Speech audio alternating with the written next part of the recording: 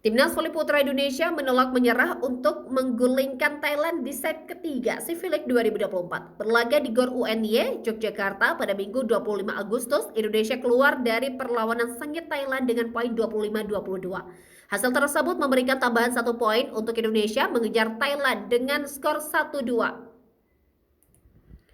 Pada set ketiga, Thailand langsung tancap gas di awal laga dengan poin beruntun yang mereka dapatkan. Dengan begitu, Thailand berhasil memimpin dengan poin 4-2 atas Indonesia. Kendati demikian, Indonesia yang tak ingin melewatkan kesempatan terakhirnya terus memepet keunggulan Thailand. Dengan selisih 1 atau 2 poin, Indonesia terus memberikan perlawanan di tengah performa apik dari Thailand. Pada technical timeout yang pertama, Anurag Panram DKK memimpin dengan kedudukan 8-6 atas Farhan Halim CS.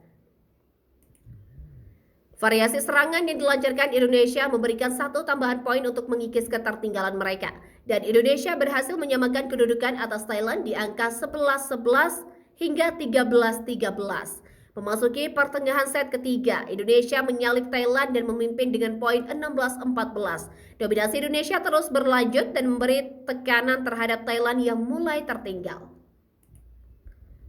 Hingga di penghujung set ketiga, Indonesia berhasil mempertahankan keunggulannya dengan kedudukan 20-17 atas Thailand.